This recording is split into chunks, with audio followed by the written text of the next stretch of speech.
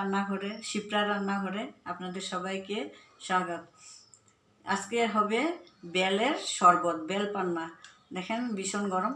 4টা বেল নিয়েছি, বেলটাকে আমি ফাটিয়ে নিয়ে এইভাবে করে কাচিয়ে কাচিয়ে নিয়েছি। এটার জন্য শরবতের জন্য 1 কাপ দুধ নিয়েছি, অল্প গুড়, 1 টুকরা লেবু নিয়েছি। করে চামচ দিয়ে আমি সবগুলাকে বের করে নেব, তারপরে একটু একটু জল দিয়ে এগুলাকে চালনি করে নেব। চালনিতে এটুকু হয়েছে গুটি, আর এই যে এটাতে আর একটু জল মিলাবো, বেশি ঘন হয়ে গেছে। দুধটা মিলিয়ে দেব, 1 কাপ দুধ, গুড়, লেবুটা পরে দেব। হয়ে গেছে, এখন আমি গ্লাসে ঢালবো।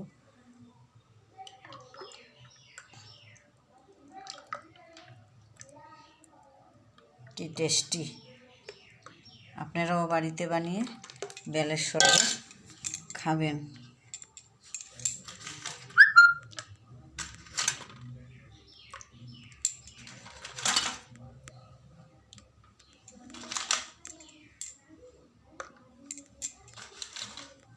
ঠান্ডা ঠান্ডা বেলের শরবত, পুদিনা পাতা দিয়ে।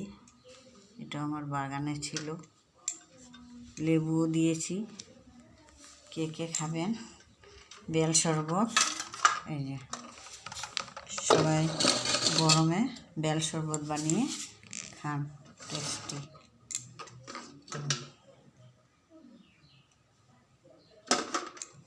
বেলের শরবত, এই যে আমার ঠান্ডা ঠান্ডা বেলের শরবত রেডি।